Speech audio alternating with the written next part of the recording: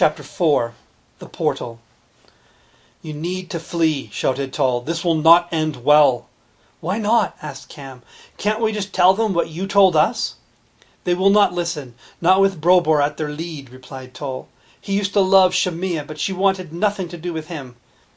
When she disappeared into the threshold, Brobor was filled with almost as much hatred for her as he once had love. He has always suspected that Taran wasn't entirely human, and has been waiting for his chance to exact revenge. You know that our people are easily swayed by superstition, and Brobor is devastated by what he lost in the fire. He won't listen to anything. Taran, you must flee." "But how? Where will I go?" I asked. "They will see me leaving the house and follow, and then there may be more trouble." "There is a tunnel out of the root cellar in the basement," replied Toll. "I dug it years ago, knowing that a day like this might come. The tunnel runs for several hundred yards and opens up into the forest. You'll be able to leave without being seen. We will tell the crowd that you fled back in the direction of Kofor. That should buy you the time you need. You must find the threshold." Cam grabbed the package of food that Toll had prepared. "Fine," he spoke quickly. "Let's go." "You don't have to come, Cam," I said. "This doesn't concern you." Cam looked at me as if I were simple. "You're going to need help going up against your brother." "Cam, we'll talk about it on the way." Cam gave a sly smile and waved the package he had received from Toll. "Besides, I've got your food." I looked from Cam to the two people whom I had known and loved my whole life. I didn't know what to say. How could I say thank you for all they had done for me? How could I say goodbye? Everything was happening too fast. "I love you," said Shia, wiping tears from her eyes and kissing me on the cheek. "We will see each other again." I kissed her in return and nodded my head, and then Toll led us down to the root cellar. He moved several baskets of onions, garlic, and apples to reveal a trap door. As he lifted the door, the smell of moist earth came into the room, and a dark tunnel appeared before us. "Go," Toll said, and hugged me firmly in his strong arms. "You'll have to feel your way out. There is no light down there. But you'll be fine. Just go." Cam and I jumped down into the tunnel, and Toll closed the door above us. Instantly we were in complete darkness, and the only sound we could hear was Toll moving the baskets back into place over the secret entrance. "Come on," whispered Cam. "Let's go." We followed the tunnel, feeling the earthen walls on either side of us. Just as Toll had described, we exited the tunnel about 10 minutes later into the forest. Looking back through the trees, we could see the crowd was now standing at the house. The ruse seemed to be working as slowly they started to disperse. Pretty soon only Brobor remained. His conversation with Toll and Shia was very animated and punctured with wild gestures. I could only imagine what he was saying. The day would come when I would have to face him, but today was not that day. Cam and I turned from the house and headed off into the forest. I was surprised at how much time we had spent talking with Toll and Shia. We must have talked all night. The dawning light of the new day gave us a glimpse of the maples as we passed by and helped us quickly pick up the trail that we had left earlier. Was it really just the week before? It seemed like a lifetime ago. My thoughts were running in 1,000 different directions. One word kept playing over and over in my mind. Giants. They had always just been the things of bedtime stories and fantasies. But now I was to believe that not only were they real, but I actually had giant blood in me. I was part giant. What did this mean? Would things ever be the same as they were before? We talked sparingly, both our minds filled with the thoughts of the mist and what might be in it. The sun began to rise as we at last reached our destination. The wall of mist stood there just as impenetrable as before. Again we stopped at the sight of it. "Man, this is not going to be easy," Cam stated. I agreed completely as I looked up and down the mist, hoping for some kind of break in it somewhere. However, there was none. It was a world unto itself, and the only way we were going to find what Tanjak wanted was to enter it. "Ready?" I asked. "Let's do it." I took a deep breath and we plunged into the mist. Immediately, visibility shrunk to almost nothing. I could barely make out Cam if he got more than 10 feet from me. "How are we supposed to find anything in here?" Cam asked hopelessly. "I don't know," I replied. "Let's just walk and see what happens." And that is what we did. Almost aimlessly, we made our way through the mist. We decided that it would be wise to keep up the chatter just so we could hear where each other was. Cam would appear and disappear into the mist like a wraith torn between this world and the world beyond. It was an eerie experience. I couldn't tell if we were going around in circles or not. It was really blind faith that kept us going. That and a complete lack of any other option. Suddenly Cam cried out. "What's the matter?" I yelled. I was tenser than I had realized. It was like being pulled back on a hunting bow, and Cam's yell was like the letting go of the string. I shot in his direction like a well-aimed arrow, but Cam's voice brought me up short.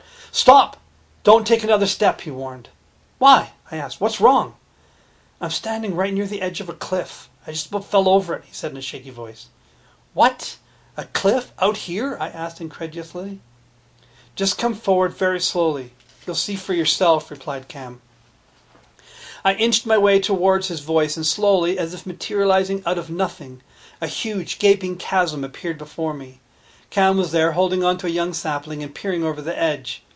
"What is this place?" I asked in wonder. "I don't know," said Cam. "I can't see the bottom."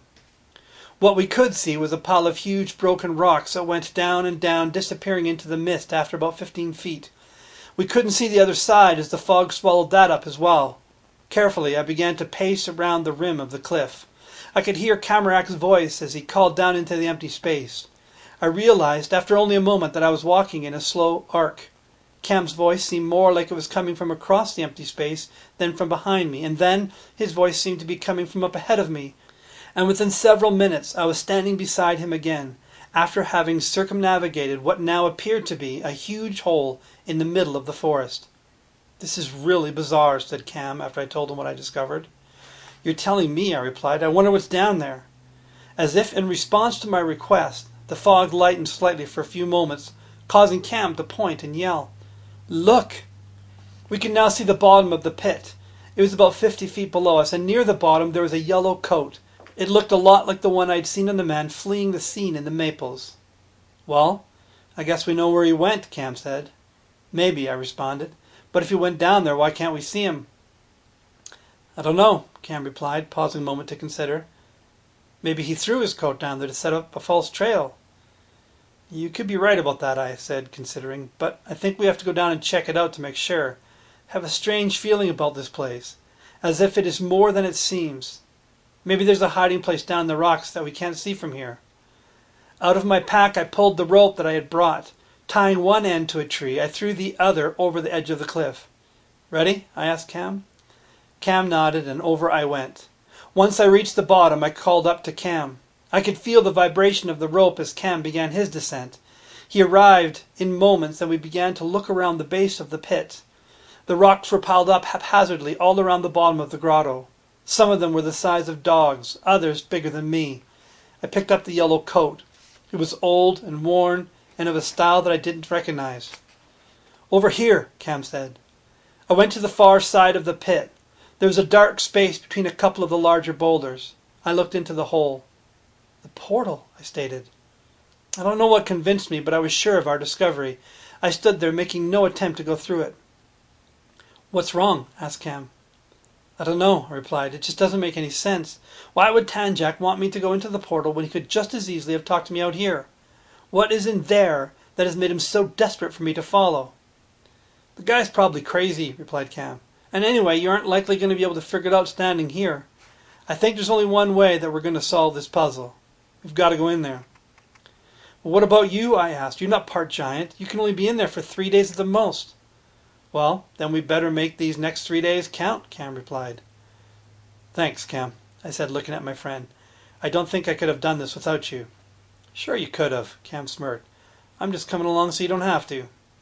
I smiled at his confidence and camaraderie. He was right.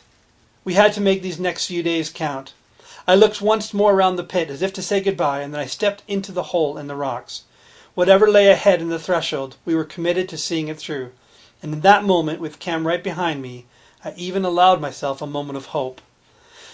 I wish I could describe to you what being in the portal was like, but I can't. Everything happened so suddenly. It felt like the first step out of our world into the portal was also the first step out of the portal into the threshold. One moment, we were in the mist-covered forest of the world I knew so well. The next moment, we were in a new and strange place. The air immediately felt different. Where the ricewood had a cool freshness about it, the threshold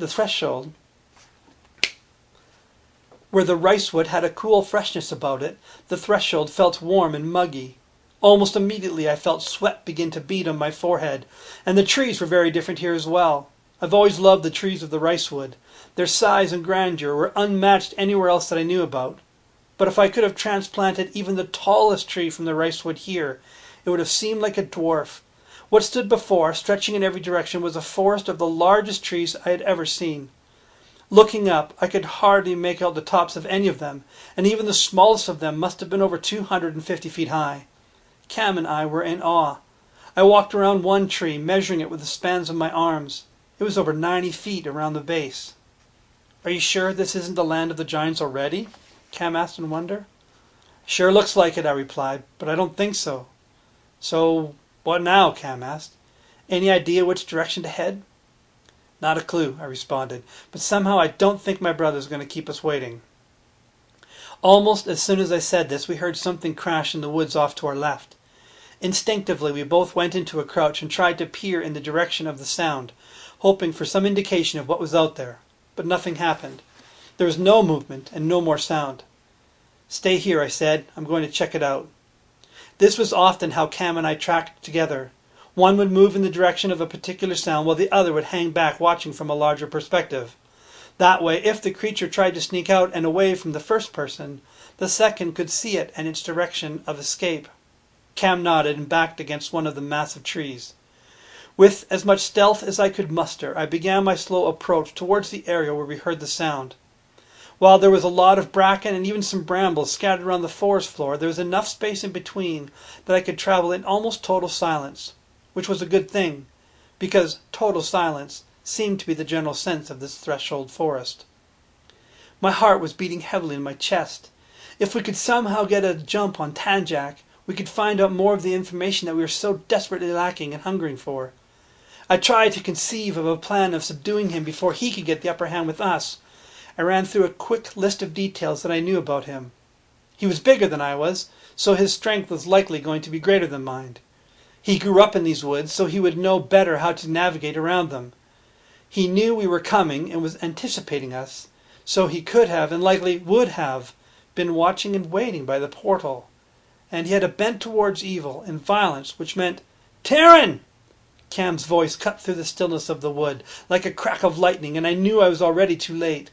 I spun around and bolted back in the direction of Cam and the portal. Cam was no longer there. I looked about wildly. "Taran!" His voice came from a little ways off in the woods.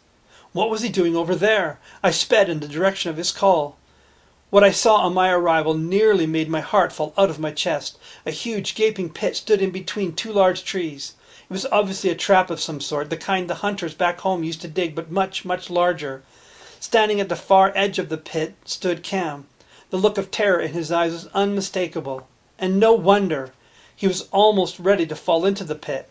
The only thing keeping him from doing so was the very large individual standing behind him and holding him by the scruff of his shirt. "Ah, Tarringer, so good of you to come," the man said. "Let him go," I managed to say with as much authority as I could muster. "Okay," he said simply. "No!" cried Cam, but it was too late. The man let go of Cam's shirt and Cam fell forward into the pit. "No!" I cried as I ran to the edge. The pit was about 10 feet deep with smooth sides all around. Cam lay at the bottom, a bit shaken and banged up, but otherwise okay. "Why did you do that?" I yelled at the man. "Why?" the man replied with a confused look on his face. "Didn't you just ask me to let go of him?" "Who are you?" I demanded. "Tarringer. You don't recognize your own brother, your twin brother?" he said in a condescending sort of way. I looked at him. So this was Tanjak. He was big. His muscular arms and thick neck spoke of a strength that I'd be no match for. We had the same black hair, but whereas mine was cut to shoulder length, his was tied in a large braid going down to the middle of his back. His eyes were piercingly black, just like mine, but while my face was round, his was more angular. He wore clothing that picked up the reds and the browns and the greens of the forest around him. He could have been watching us the whole time we came to the threshold and wouldn't have noticed him, which apparently is exactly what happened. "Did you find the big rock I threw over there into the woods?" he asked. "You seemed so good at sneaking up on it, I didn't think it stood a chance." "Tanjak," I said. "Tanjak." Tan-Jack, I said. Oh, call me Jack, he replied in a way that suggested we were long-lost friends. All my friends call me Jack. I never said we were friends, I shot back at him. Friends don't throw other friends into deep pits. Oh, is that my problem? He went on. No wonder I don't have any friends. Let him out, Jack, I spat. No hi, no great to see you, my long-lost brother, Jack said. Manners, manners, Terringer. What do they teach you in the real world? The way he sneered out the word real, I could sense his bitterness. How about, why did you mutilate that fox? Or why did you try to burn down my town? I snapped at him. Terringer, Jack said menacingly. If I wanted to burn down your town, it would have burnt down. And the fox? Well, let's just say I wanted to get your attention. And from what I learned about you, that was the best way I could think of. It's not like I've had a lot of time to prepare. What do you want? I asked. Ah, there, you see, now we're getting somewhere, Jack said. What do I want? That's a very good question to ask, brother, and one that I need you to get very used to, because, you see, while you're here in my real world, what I want is what we're both going to be focused on. Hold on a minute, brother, I replied. You called and I came, but that doesn't mean that I'm going to do what you want. Oh, really? Jack asked, looking honestly remorseful. Well, that's too bad, because then it looks like your little partner in crime here is going to have to die. I don't think so, I said. I can easily fish him out of there. Yes, well, of course you could. I hear you are quite resourceful, Jack went on. The only problem is that while you're doing that, your mother's going to die. That stopped me cold. What happened to my mother? Our mother, Terringer. Our mother, Jack replied. Well, we have been getting to know each other in a whole new light these last few months. I found out that I'm not who I thought I was. I found out that our father is heir to a throne in the land of giants. I even found out about the portals of this place to other lands. But, and this is the most problematic part of it all, I found out that not only do I have a twin brother, but I need him to help me achieve my goal. Which is what? I asked cautiously. Oh, Terence, seriously, I would love to sit and chat with you all day, but I'm afraid that our mother drank a nasty little poison, and she needs an antidote within the next 48 hours if she's going to live. And here I sit with that antidote in my pocket. Jack flashed out a small bottle with the purple liquid in it. You have to give it to her, I threatened. No, Terringer, you have to give it to her, Jack replied. Here's how I see it playing out. I'm going to sit here and wait while you run off to save her. Hopefully, you'll be as good a tracker as I think you are. Then you will hurry back here in time for me to release your friend. And you don't want to be late for that either, because in 3 days, being in a pit will be the least of his worries. Did you notice the bones in the pit, Terringer? I hadn't, but as I peered in again, I could see them. It looked like the skeleton of a man. That's right, said Jack, surmising my thoughts. I lured a human in here about a week ago. He began to feel weak after only about 12 hours. And I had been generously giving him food, too. By the end of the 2nd day, he couldn't even stand up, and you wouldn't believe the things he was offering to give me if I would release him. Before the dawn of the 4th day, he was dead. I've never seen flesh melt off a body as fast as they did on that poor soul. Who knows? The bones could be gone by the time you come back. So, I strongly suggest you'd better get going. I don't know where I am going, I said, beginning to feel desperate. That shouldn't be too difficult for a tracker as good as you, Jack taunted. But I'll give you a hint. No one else lives here in the Threshold. If you head off in the same direction you went earlier to capture the rock I threw, that will more or less get you going in the right direction. Took me about 4 hours to get here from our little cottage, and I didn't try hiding my passing. If you're careful, pay attention, you should be able to get there, help your mother, return in time to save your friend. You'd be a regular hero, Terringer. What if I can't find it? I asked. You're smart. I think you can figure it out. Here. He tossed me the jar with the antidote. Oh, and Terringer, you may be a good tracker, but I am a good trapper. And with not much else to do in these woods, I've set a lot of traps. Do be careful. This isn't over between us, I declared. Oh, I hope not, Terringer, he replied. In fact, I hope this is just the beginning. We have so much yet to do together. Now off you go. I'll be waiting. I gave one last glance at Cam. He had been quiet throughout the exchange between Jack and me, sensing that this was one conversation he didn't want to get in the middle of. Now he spoke up. I'll be okay. I'll be fine. What matters now is your mother. You can find her. I know you can.